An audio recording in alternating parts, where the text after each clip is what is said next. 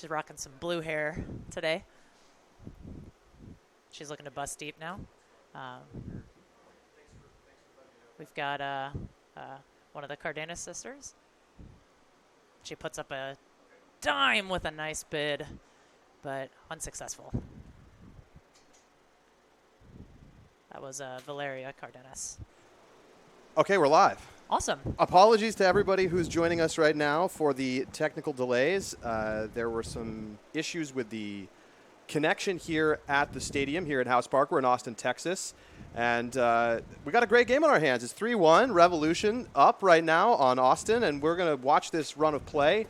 And we see Revolution in pink get the takeaway.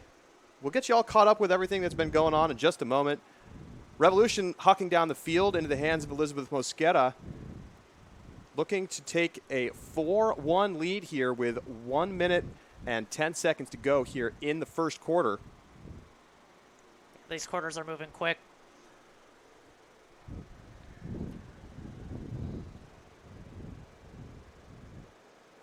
So in the red zone, Revolution. Yeah, they're not afraid to hit tight spaces, as you just saw right there. As they sneak it up into the front, about 2-yard box at the front of the end zone to make it 4-1. And Revolution in control here early with under a minute to go here in the first quarter. That was Valeria Cardenas with the goal. Well, it's great to be with you, Charlie Eisenhood, alongside Sarah Levin, and it's a fantastic hot day here in Texas. And Sarah, why don't you catch us up on what's been going on here throughout this early part of the first quarter? Sure. So we started out with a quick break from Revolution. They held for another break after that. The Torch was able to score their first point of professional ultimate here in Texas to make it 1-2. But Revolution has been able to pressure them into difficult throwing choices and tight throwing lanes. So Torch is going to look to spread the field a little bit more. But Revolution has been really comfortable moving downfield. They trust each other a lot, and it's pretty apparent in the way they've started this game. So the Torch back on offense. Oh, Ooh. Nearly a block for Revolution on the centering pass. It's Bjork in the middle of the field. And now taking a shot. Mosquera closing fast, but not fast enough with the contact. It's a score for the Torch. And that's Elise Frankie with the goal, with a very impressive defensive effort by Elizabeth Mosquera.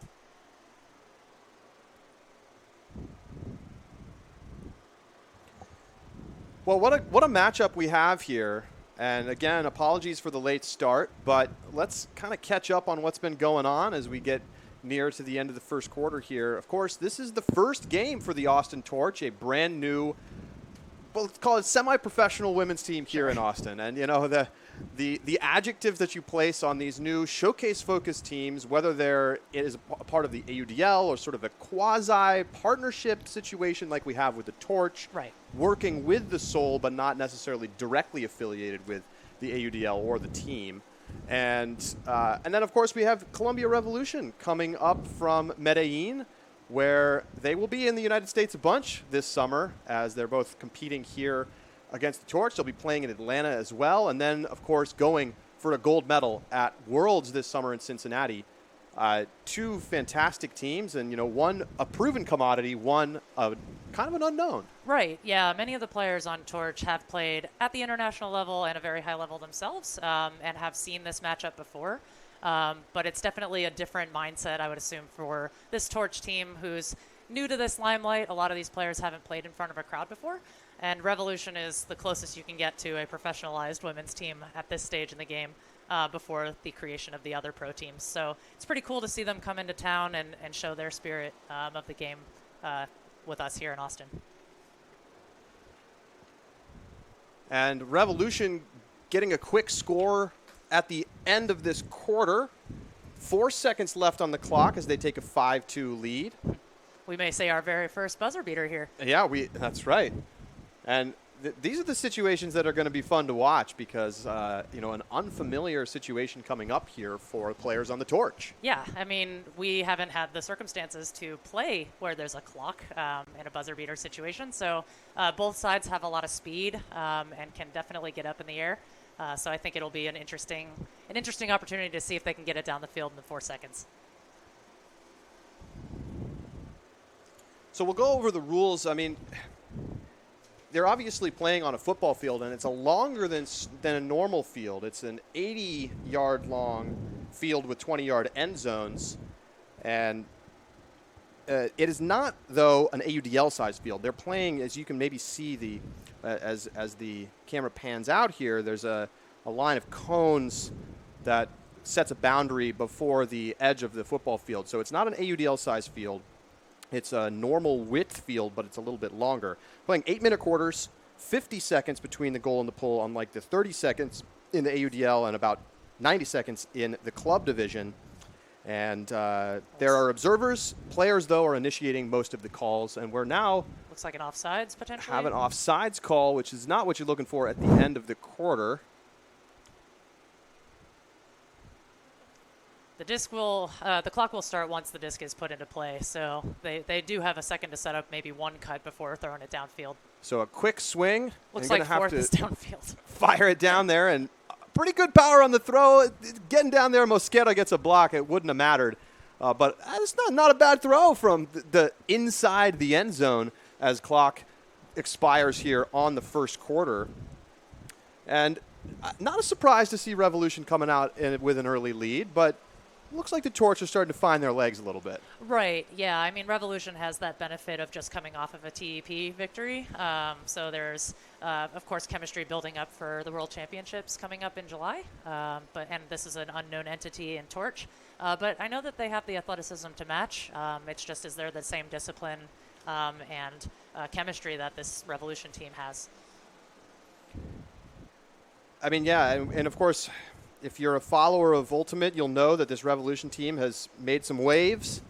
Of course, many of the women on this team competed at the World Games with the Colombia team that reached the final and had that great win over the United States during the round-robin portion of the tournament.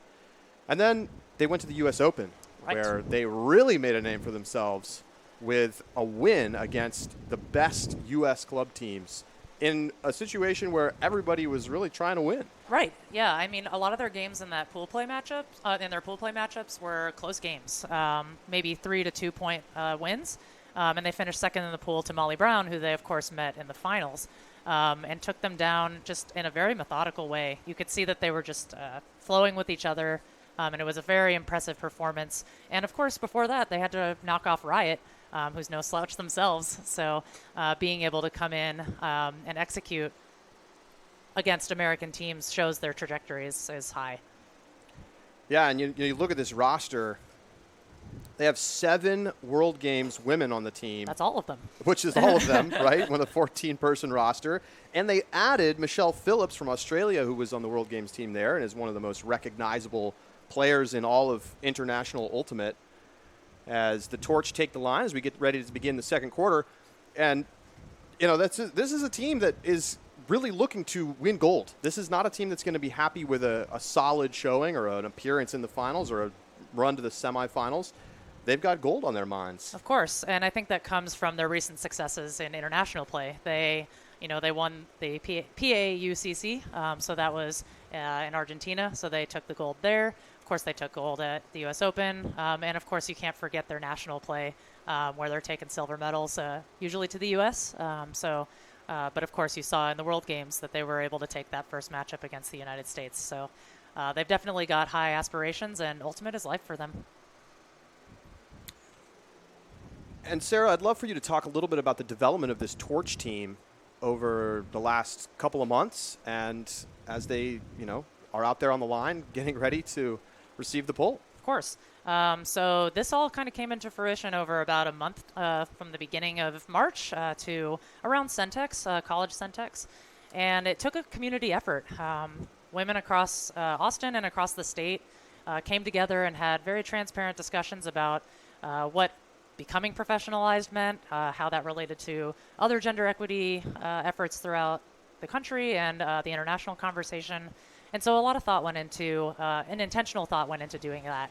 And so at this stage, as you see, we've been able to put this product on the field, but it took a lot of effort through grassroots fundraising and communication with all the other professional teams that have been created during these last few months. So just the effort to get this all together has been very impressive to watch and very swift. Oh, it just goes up to Garancer. Oh, she gets D'd by Mosquera. Denied by Mosquera, and Mosquera's been doing that a lot to the best players in the world. Yes. Her coach, Mauricio Moore, told me in an interview that she is a track athlete as well, and obviously that shows in her speed and deep cutting ability. She runs the 400 meter. 400 has just such great crossover, and I mean, she's also clearly a tremendous sprinter. I mean, 400's right on the borderline of middle distance and sprinting, but she can run forever, and as we saw at the end of the first quarter, close distance. Oh, here comes a hook. A huge bomb backhand, but it's getting caught up in the wind a bit. 2 torch defenders down there, and it'll be knocked away by Austin, and not sure if we have an injury call or no, it looks like a push-off, a foul call here. And again, this game is being observed under somewhat modified USA Ultimate observer rules. They're trying to keep the time moving, so you can go to them for a ruling, but if the ruling has not been asked for within a period of time, then they will make their ruling without being asked. Thrown to traffic. It's knocked down. Valeria Cardenas. See, they're willing to swing the disc and be patient here. They're getting the turns that they need, and they're willing to work with their legs.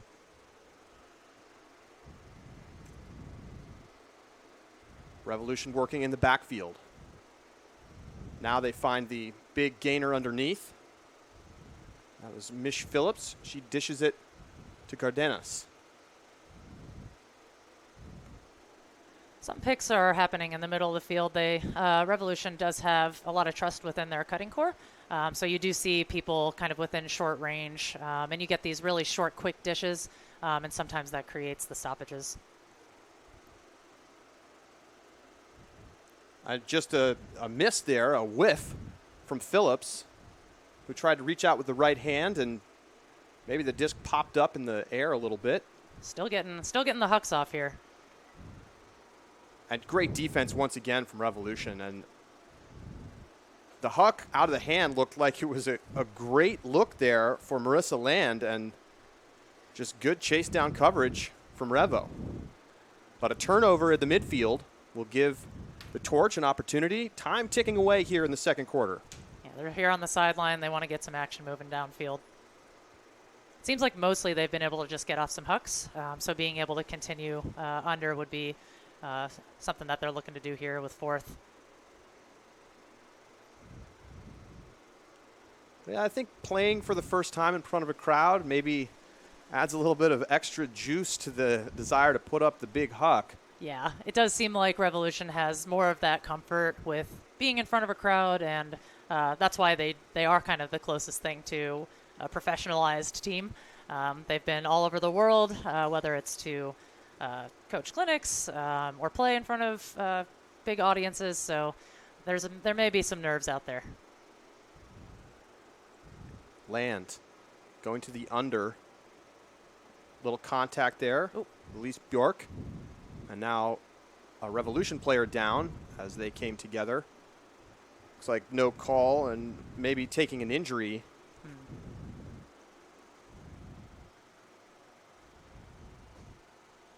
Yeah, it's hard to tell where those poaches came from, who was getting intercepted there. Someone's probably got a markup on Garantzer there in the field. Cartagena does the job. Ooh. It's hard to tell with that sideline just being marked with cones. Yeah, difficult.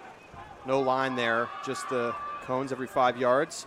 A big huck goes up from Revolution and snagged out of the air. Phillips. And she throws a dangerous crossfield pass, but finds Mosqueda. Mosqueda to the front cone. Revolution in for the score. Yeah, that's what Mish is known for, her speed and her ability to grab the disc in the air.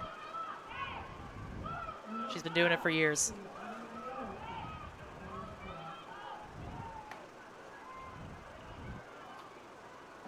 Yeah, it's a pretty exciting story how the Revolution came to be the Torch's first opponent. There wasn't really anyone else who was available to come play the Torch at this date, and this was really when they wanted to have their inaugural game. As you can see, I think number 37, Maddie Fry, she's also a player for the Atlanta Soul, but she has a lot of ties to Revolution and their system and their play. So she was a helpful connector to get these teams on board with this setup. And from talking to Mauricio, it sounds like professional ultimate is exactly what Revolution is all about. The ultimate is life ethos, and just being able to really grow that passion into a professionalized way is an impressive step in the right direction. Pull goes up from Revolution. You can see a sizable crowd on hand.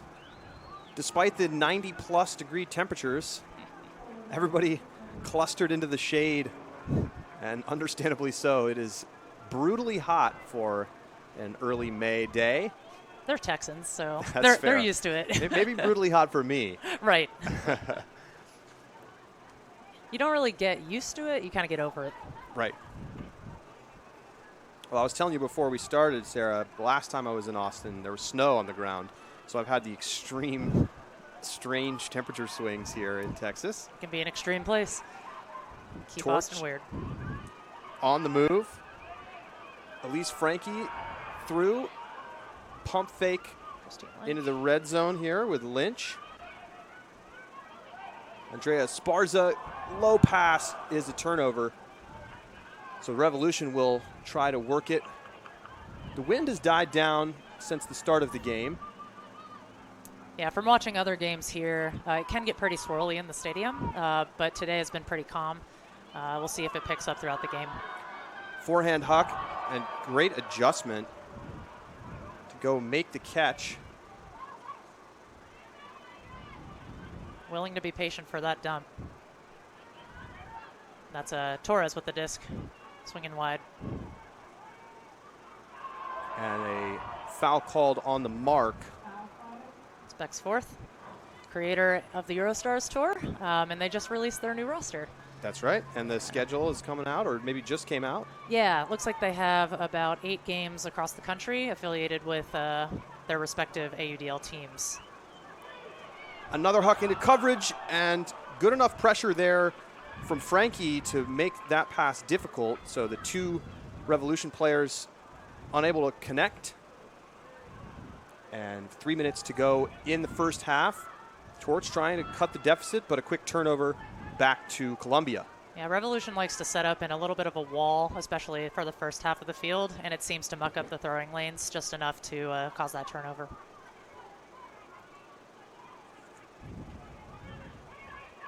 Still comfortable throwing those quick dishy passes. That dish was into the end zone. She threw an unnecessary extra pass. Counts for 2. Yeah, right.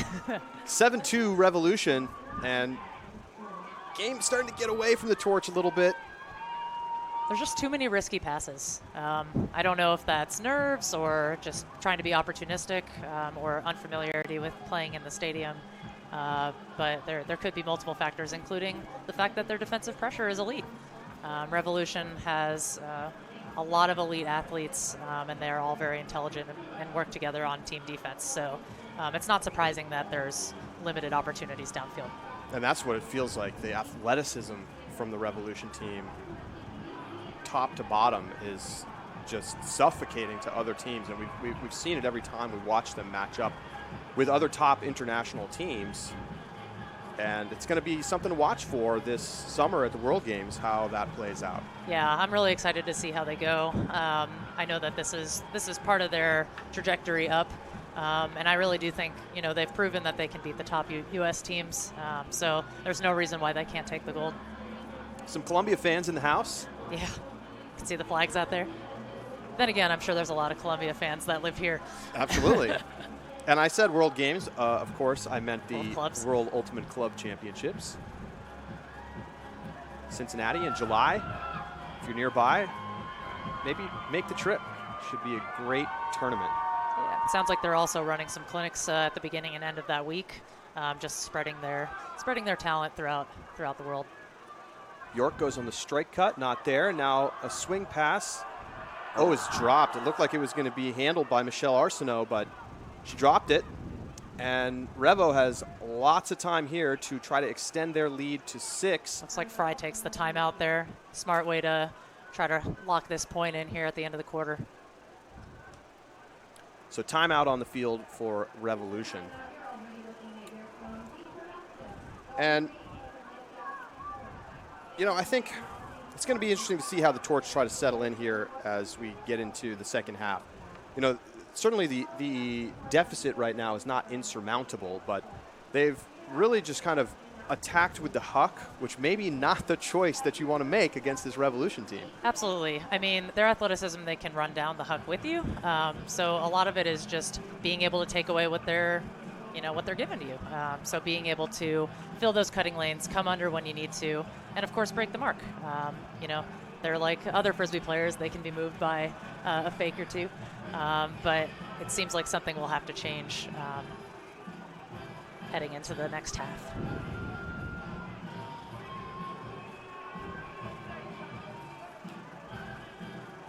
So players getting set. Feels like a big point here for Austin. A chance to try to get this one back. There's a bit of an upwind look here for Revolution, so. Bjork on the mark. Nice move in the backfield from Torres. Cardenas comes underneath. Yeah, they've got their handler core working right now. But that pass picked off by the Torch. That's Lily White with the D. Good power position. Huck not there, or at least looked off that time by Arsenault. Oh. And a drop there from Bethany Eberhardt. Excuse me, that's Marikar Lafita. Got some help from the D here. And good defense, double coverage from the Torch. It's good closing speed on Michelle Arsenault. And Bjork will pick up, bring it to the front of the end zone. 1:30 to go here in the first half. Not a lot of cutting movement from the Torch right now. And you see a lot of players maybe fatigued in this heat, hanging back and not getting downfield. Bjork. Lefty backhand. Nice look up to Laura Gerentzer. Drop back for Bjork. And across for Katie Forth. Looks like some of the cuts were coming into the break space, but just didn't really complete the cut. They're definitely backing on a little bit of their marks. So that underspace is definitely available. Lily White goes back to Katie Forth. And starting to use the field width a little better, and just a missed pass there from Arsenault. Didn't get it out in front of Forth enough. And Revolution take back over with 40 seconds to go.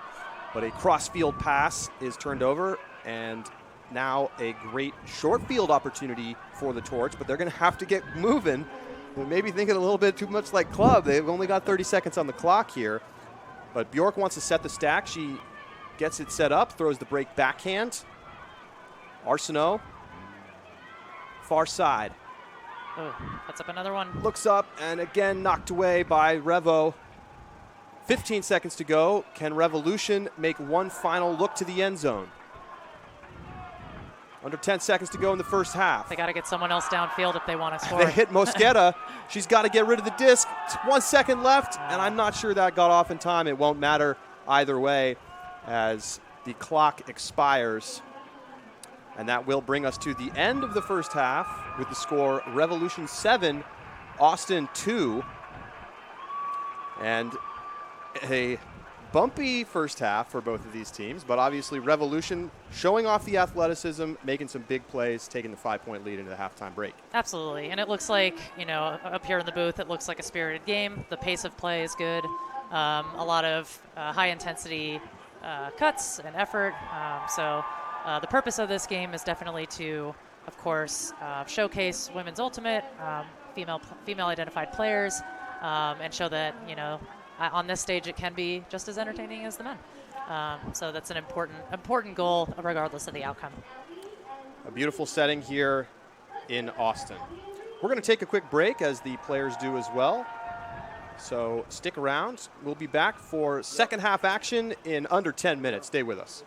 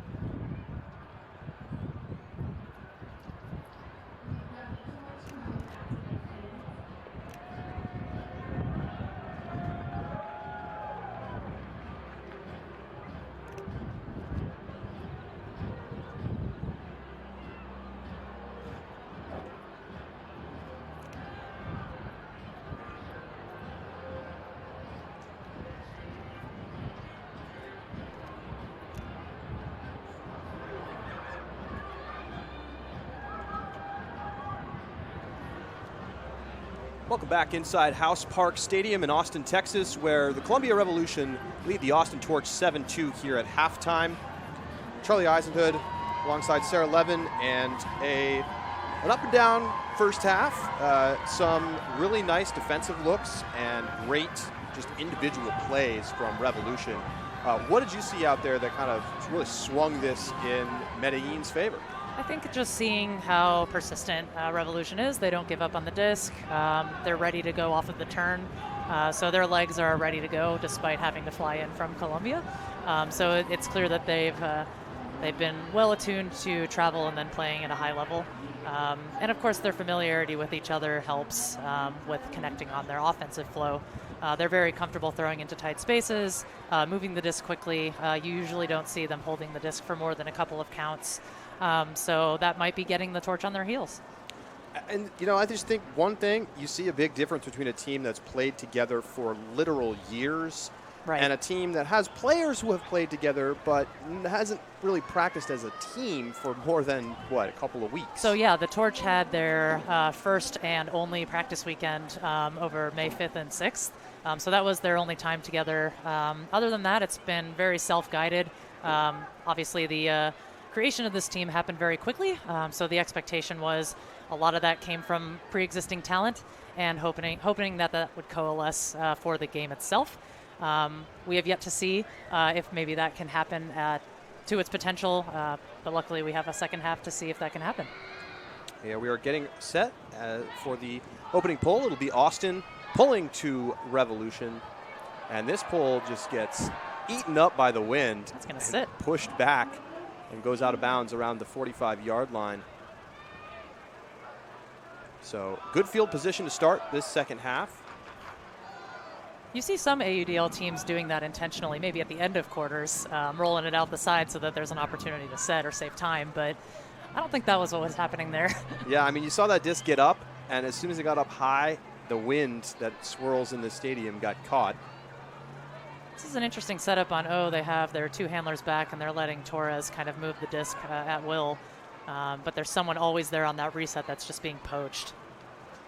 It looks like we're seeing a zone from the Torch. It's a wall. Looks like they're forcing the disc into the middle of the field and trying to force those kinds of errant passes. Yeah, and they get one. So forcing a lot of swings and it sets them up for a takeaway, but they immediately give it back, and that's kind of been the story of the game so far for the Torch. Yeah, I'm sure they're disappointed with some of those quick turns after getting defensive blocks on a team of this caliber.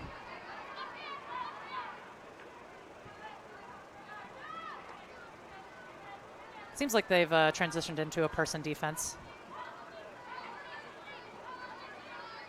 I'm surprised they didn't look to throw more zone at the beginning in the first half, just because Revolution does like to fire and go quickly. So being able to disrupt that flow, slow them down, is definitely a defensive advantage for Torch. Disc is still moving through Torres primarily. It gets away. And now a shot up the sideline and into the end zone. Great touch on the throw as the Revolution go up by 6. And see them come together on the goal line. I think that was a goal from Lily Weaver. I think she went to college in Oregon. Yes, she did. She has since moved to Colombia and has been playing with the team. It's really hard to see their numbers. These are brand new jerseys. We are at quite a distance from the field up in the press box, and their numbers are not suited for media consumption, let's say. But of course, despite that, they have some very familiar faces, some players that you cannot miss. Dina Cartagena, the Cardenas twins, who have gotten so much fanfare around the Ultimate community.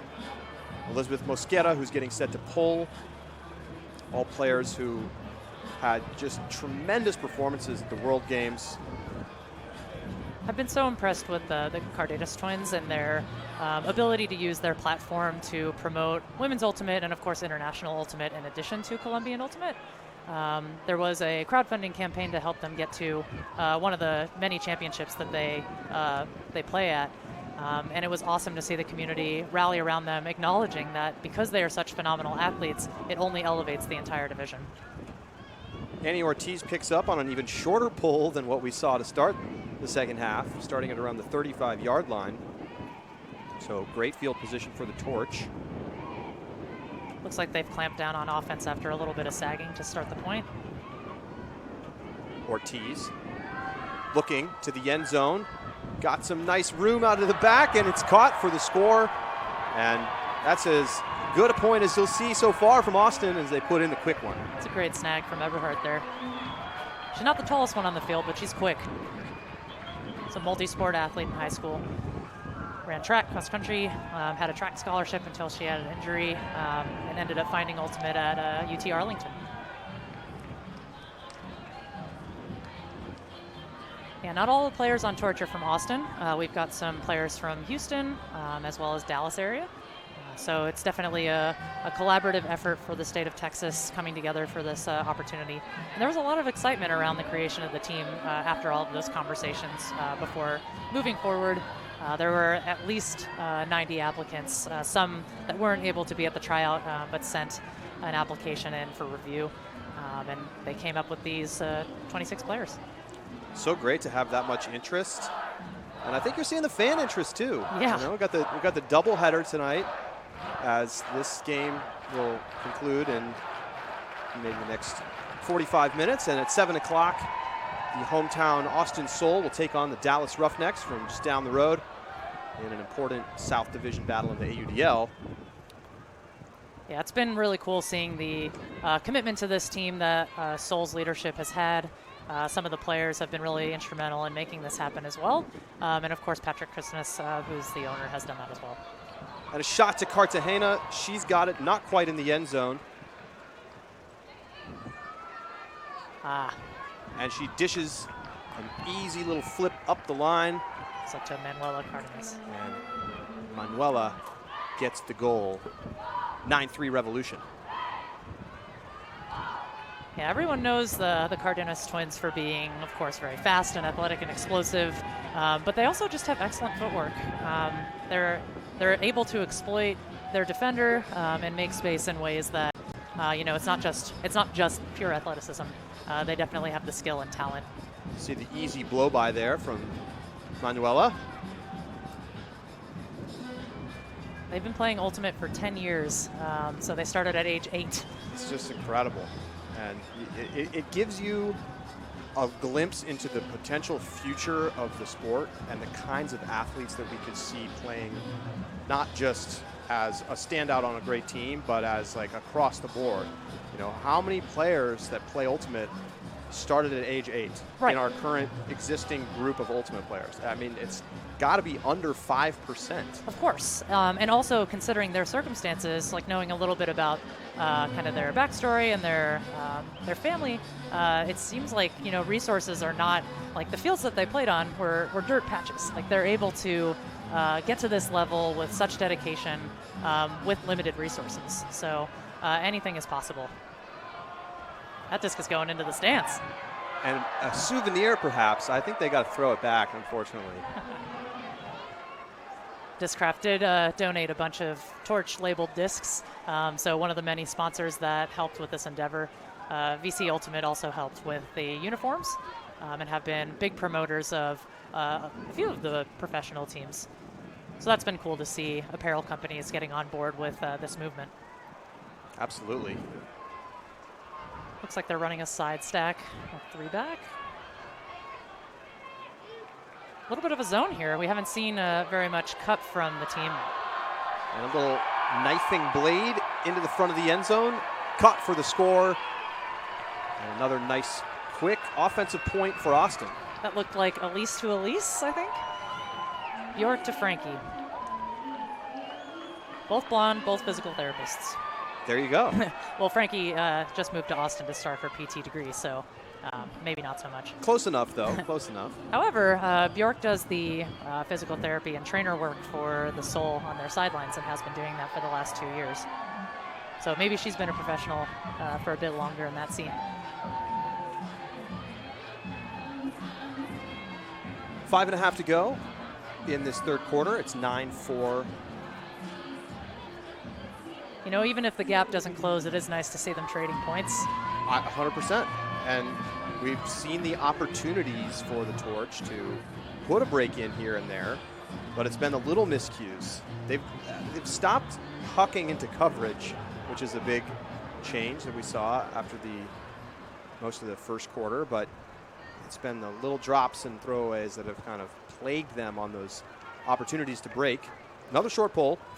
Looks like Eberhardt tried to roll that one on the sideline because the wind appears to be picking up. You can kind of see the jerseys billowing a little bit, so it's probably harder to work it upwind. Big swing, but it's going to be easily intercepted. It's like Metzler with the disc.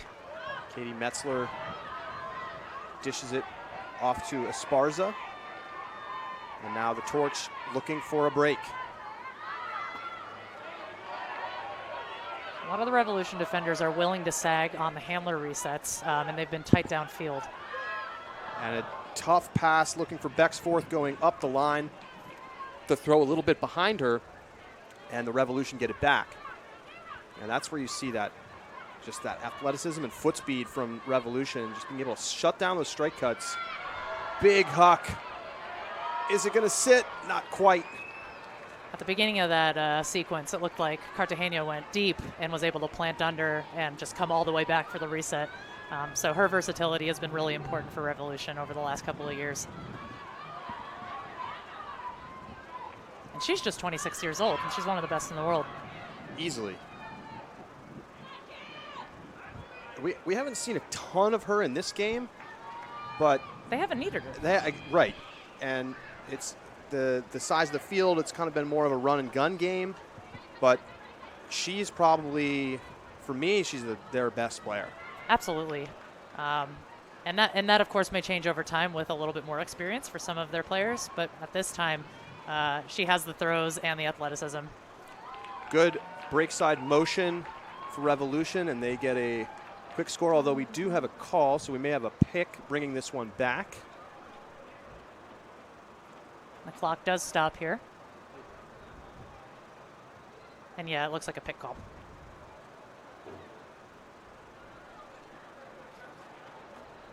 Still got more fans coming in, getting ready for the rest of this game and following up with the Seoul Roughnecks game. I think it was the first 200 fans got some free pizza from Austin's Pizza here. So That's right. It's cool getting some local sponsors involved with the team. Yeah, and it's just been, you mentioned earlier, there's so much community support for this Torch team, this first game. Yeah, and the community has been coming out for Soul games as well. There's no professional sports in Austin. It's all really just the UT Longhorns that gets all the fans. So this fills a unique niche here in Austin, along with there's a soccer team and a hockey team. Across the front of the end zone, and is she in? Yes, says the observer. Score for Revolution. Great snag from Aleja there. Yeah, they have no fear when it comes to going for a disc through contact or having to attack a disc early. Watch this little front of the stack cut. Just a nice move, and then to throw a little behind her, but she reaches out and spears it. And more impressively so, avoids contact.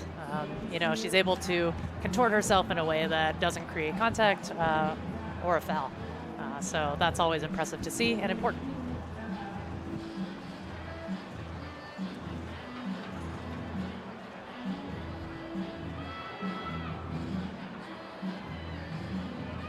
So one of the interesting overlapping situations here is one of the players on Revolution, Maddie Fry, who's also a player on Atlanta's Soul, another professional team. She had an integral part of not only Revolution coming to town, but also the creation of the Torch in general.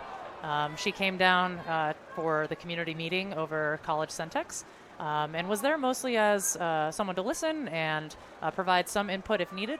And so she told me in an email that she had just kind of been listening to the conversation, but saw that a lot of the women there were getting discouraged at the limited amount of time. Nice bit there. Limited amount of time to bring this team together. And she just encouraged, trying to go for it, knowing that the community was behind the Atlanta team, and how important it was to provide this opportunity for not only women on the field, but for the youth, girls and boys, to have female role models in sport. Big swing to Mosquera as we've watched the Revolution work it down the field into the red zone with Phillips. Pretty sure she had red hair when she was playing for Heist. She has iconic hair at all times. That's true. And a little dish, and yes, a score. So a break for Columbia. It's 11-4. It's their largest lead of the game. She stuck the landing there. Yes, just inside the goal line. Looks like they've had about 6 breaks this game. Yeah, just sharper with the disc. They've made more of the difficult catches. They've completed more of the hucks. It's kind of been an all-around performance from them. Yeah. Which is what we would expect. Absolutely. And I think, the Torch hasn't given up. They're definitely putting in the effort, trying to contest those discs, and they're continuing, of course, to put their best lines out there. So not all is lost. 11-4, 2:41 on the clock. See the flags whipping in the background, and some of the Austin Soul players getting ready for their game. Yeah, I know a lot of both the Roughnecks players and the Soul were trying their best to get out here, support. It's hard to be out here in the sun for that long, but it's been cool to see just the not only support from the local community, but across the country.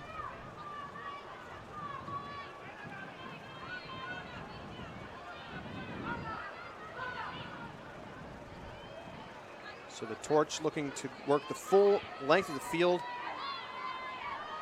Getting to that break side has been difficult for the Torch. It's cool to see Ortiz get it over there. And the fact that they're also cutting into that space, making it an option. Sharp pass and nearly dropped. Rachel Yeager She dumps it off to Eberhardt. You see, Daria Esparza is doing what she likes to do. She gets the disc every other and flows.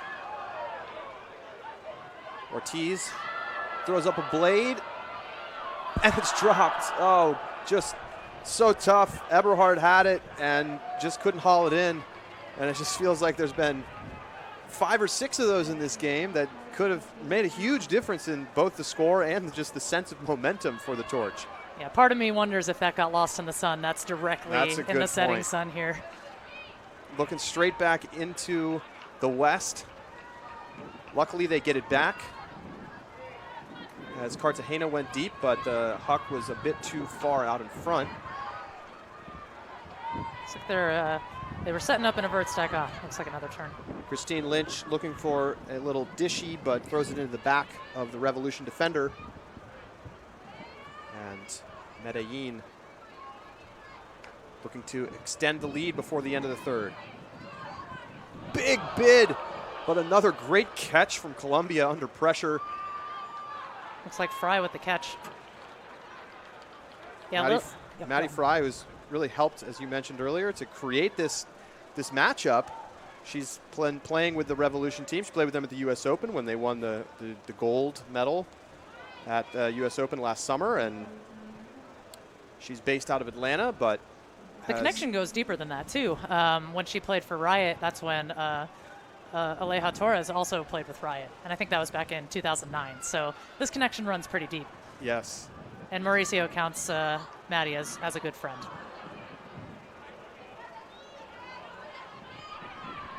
Cardenas looking. Just excellent break throwing. And another, that time, inside forehand into the end zone. And it's a score for Cartagena, and it's an 8-point lead for Revolution. Yeah, it's going to be hard to cut the gap, but you got to think that at this point, the Torch is thinking, we're just out here to have fun, work together. There's really no pressure. That's kind of the benefit of the showcase environment, being able to just go out and try and show your stuff. You can see these break throws. There's the first one inside forehand, and then another one for the score. Yeah, they're able to move the disc quickly enough so that they can hit those windows, and the defense just can't connect on that.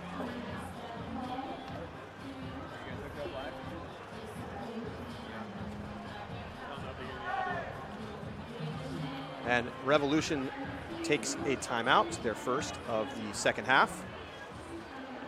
They don't have a tiny roster by any means, but, traveling internationally, and I think they have 17 players here. It makes sense for them to try and just keep themselves healthy. They've got more events coming up, and this is just kind of the lead up. They're ramping up. Right. I mean, you certainly wouldn't want to get hurt at like 2 months before the World Club Championships. Right. But at the same time, the joy of play. I mean, I think you're seeing that on display here. Of course. As I don't think they know anything other than all out, we're going for it, and we're going to win it. Right. And, of course, it sounds like their team ethos is to take any opportunity to push themselves and work hard. And this is a great environment to do it. And, of course, to do it in a professionalized way helps with their mission of being able to promote their sport more.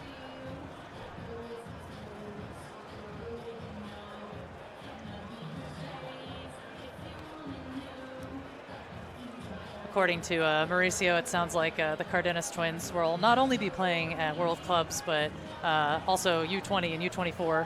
So it's just a nonstop ultimate for several of these players, as they are all elite level. And with the international calendar, there's not really any breaks. No breaks. Absolutely. All right. So the Torch trying to get that full field score that has eluded them for most of this game.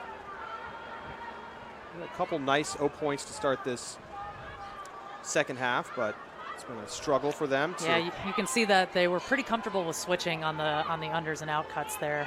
Very intelligent switching there.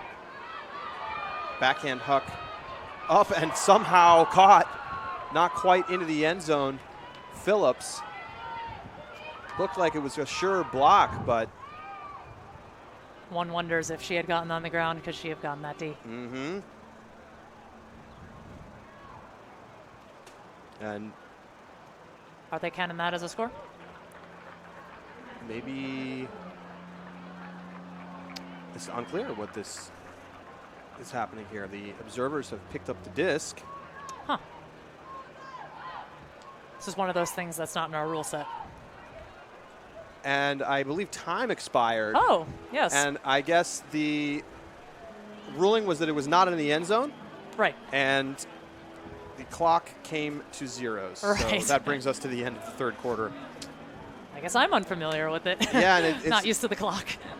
difficult for us to hear the horn here. But 12-4, Revolution extend their lead to 8 after a 5-point halftime lead.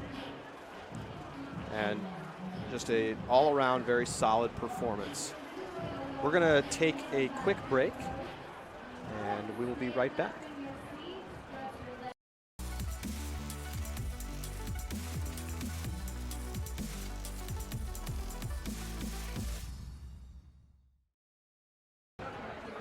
Welcome back to Austin, and I know that the Torch are very pleased to be sponsored in part by VC Ultimate with the kits that they have, and so a lot of people have been stepping up. You mentioned Discraft earlier, donating some discs. VC's been instrumental in helping them get outfitted with their jerseys, and I'd love to hear what's next for the Torch. Everybody's been focusing on this game, but they have more competition to come this season. Yes, they do. So the initial goal was to have at least 3 showcase games affiliated with a pro game that was going on. So that schedule was relevant in making those decisions. So their next game is going to be at Atlanta. So they're making the trip out there, and a lot of those flights were funded by community effort through their fundraising events, such as sponsoring a player, where you could give $150 and you would get a jersey, a photo op with one of the players, and a nice thank you note. So that raised some money for that flight. And then June 23rd, the Torch will be playing host to Nashville. So kind of the inaugural team out of all the women's pro to really take that leap into the sphere. Right.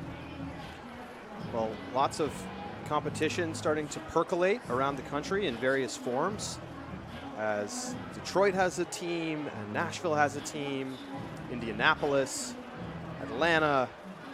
I'm going to miss them if I try to list them all. I'll give a shout out. It's the Indy Red. We've got the Nashville Nightshade, Detroit Riveters, Raleigh Radiance, Atlanta Soul.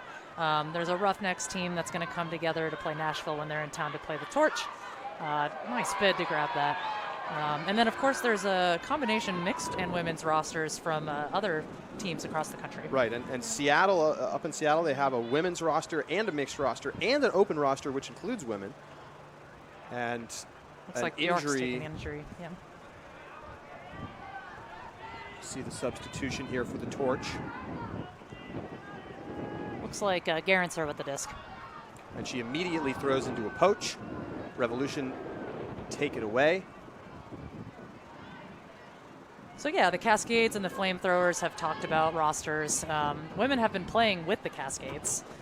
There's 4 women. I'm trying to remember. I know Charlie Idy is one of them, as well as Steph Lim. I think Chena Titcomb is also playing with them. That's right. And I think I might be missing one of their women. And some more women making their AUDL debuts this weekend. I know Robin Wiseman will be playing for the Madison Radicals this weekend. Absolutely. And there's 2 women suiting up for the Los Angeles Aviators. I know one is Stephanie Pritchard, and I'm trying to remember who the other one is. Great motion from Revolution, not quite into the end zone on the pass ahead from Mosqueda. Now they work it back through the resets. Pump the backhand, and now go back that way, and a layout is not enough as it tips off the fingertips. No lack of layouts from this Revolution team. Absolutely not. And the fundamentals look so solid, even as they've had some turnovers here and there. Mosqueda with an easy deep D. She's just so comfortable back there.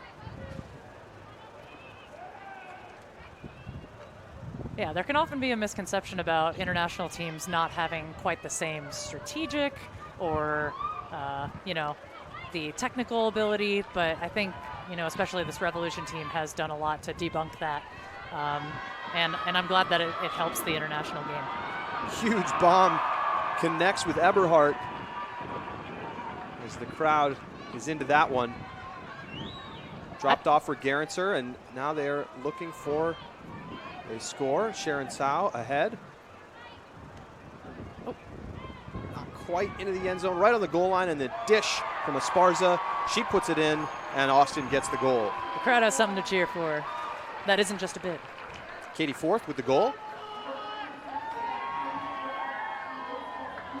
That offense was just a lot smoother. You didn't see people holding the disc as long. People were filling open lanes. It looked like they were just moving more confidently on the field. Well, it's great when Mosqueda's not back there to play free safety. I know. And a nice huck set this all up. An easy little dish pass there from Esparza.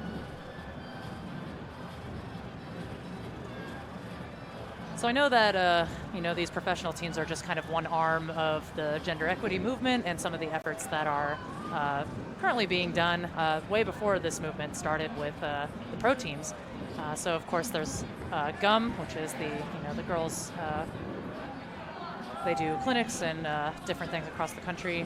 There's of course Age Up, that's in Seattle. They just ran a fundraiser, and they're working for equity for all different things, racial equality, including gender equity. There's also Girls out of the Bay Area. Of course, the Sky is Red film that generated so much buzz. They're currently filming across the country. There's also the All-Star Tours. So you had the college women doing that for a couple years. And then on top of that, the Eurostars came along. And then this summer, you're going to see not only the Eurostars, but the Asian Oceanic All-Star team. That's right. So it's pretty cool seeing all these efforts kind of coming together to really promote women's ultimate. And just beautiful offense here from Revolution as they march it down and into the end zone. So smooth. Playing through the stoppage briefly, and the clock running now on scores as they're looking to get this game wrapped up. They don't want to run too late into the 7 o'clock game start for the Seoul Roughnecks. But you can see they come out of the stoppage here, and it's just more easy open side action. Yeah, it's tough when not able to get those stops on that part of the offense. It's hard to know what you can stop. However, Torch has the wind here. I would assume we'll see more aggressive play with time running out and this opportunity coming to a close for today. Looks like the pole came to half field, so good field position to start. 3 minutes to go in the game. The Revolution have locked up a win in one of the highest profile, maybe the highest profile women's pro match to date. Absolutely.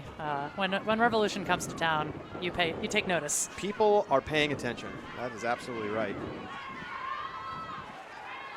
They just have a certain appeal to them that, you can't help but smile when you watch them play. Great defense once again from Revolution.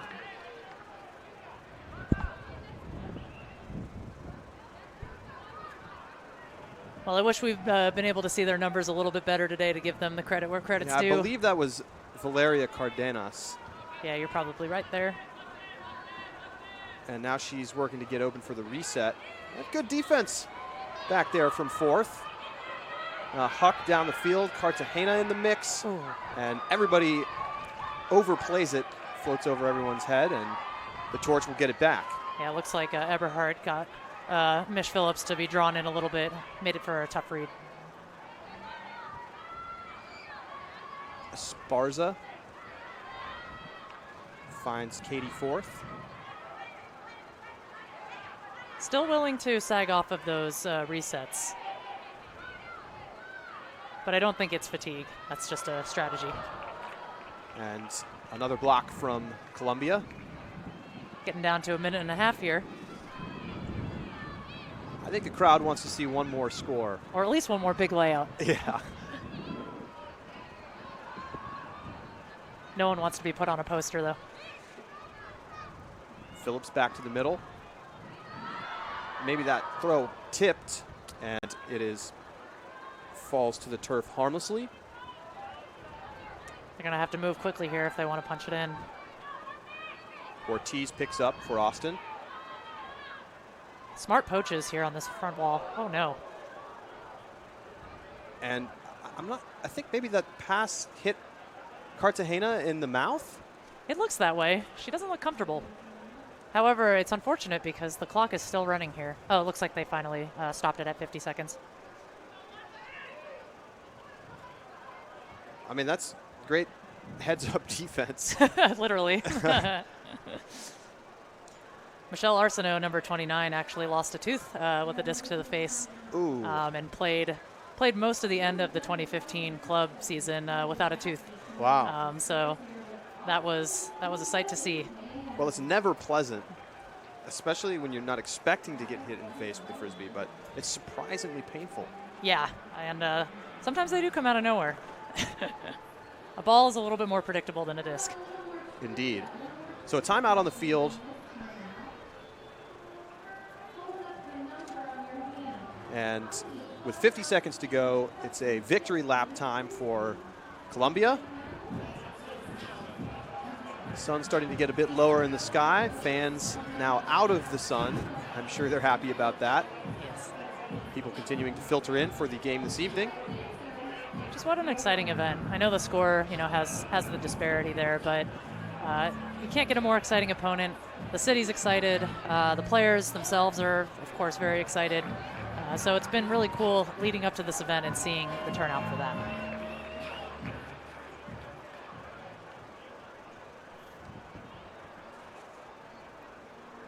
So disc gets checked in.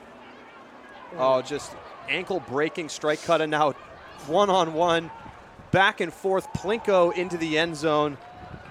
Fantastic work from Revolution as they put in another score, up by 9 as time winds down in this game. Yeah, once she got her hips committed, she knew that she had that upline. Do you think we're going to see one possession here? It looks like we've got, about 25 seconds to go. Yeah, as you can see, it just a juke and off to the races. They really do love that give and go. Looks like they let the clock run down a little bit, and then they realized that would be a real bummer to just end on a point transition. So they're going to give them. Oh, they're going to put some time back on the clock. It's going to be 40 seconds on the clock here. There are no rules here. So you know what? You got some home cooking going on. Yeah. But the fans a few more seconds. Fans want to see another score for Austin, so let's give the people what they want. So 40 seconds, plenty of time. And the disc, once the disc is in play, that's when the timer will start. So this out-of-bounds pole will not affect that time. Oh, or maybe it will. I don't know. The clock has started. It's not really necessarily supposed to have started, but things have been a little crazy here with the clock. But you know what? It started off crazy. Extra challenge for the torch. And Colombia just committing to the underneath poaching, just making any kind of flow really difficult for Austin. So you know what? Huck over the top. I don't know if it has the legs. Going for it. It tipped and it gets knocked down at the end. They had a chance. They have to move quickly here. And with 4 seconds on the clock, it'll be intercepted by fourth. She'll bomb it back the other direction as time expires. But that's not going to make it to the end zone. And it might not come back down to earth. Will do it. So that's your final here. 14-5. The Revolution over the Austin Torch in the inaugural game here for the Torch. And look, this is the kind of game that I think we expected. Sure. And it was not a fair battle. I mean, for a team to come in and have never really played together, have one practice weekend and have to play literally the number 1 team in the world, that's going to be a challenge for any team. But honestly, I think you already said it. This is just a great experience for the fans, it's experience for the players. You can see all the people giving support to these two teams. What a rush. Standing ovation. Yeah. And that was the goal. The goal is to provide that opportunity for women to play in a professionalized way, to provide role models for, up-and-coming players, and to know that, this type of level is possible. You can work hard and play in front of a crowd and, have fans. which is not something that Ultimate has had for almost its entire lifespan. So to know that within the last decade or so, that's really been growing, and the opportunities are there now for women.